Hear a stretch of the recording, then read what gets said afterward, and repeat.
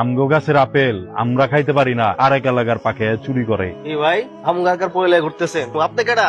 মানে একদম কারা একদম ঠিকঠাক করে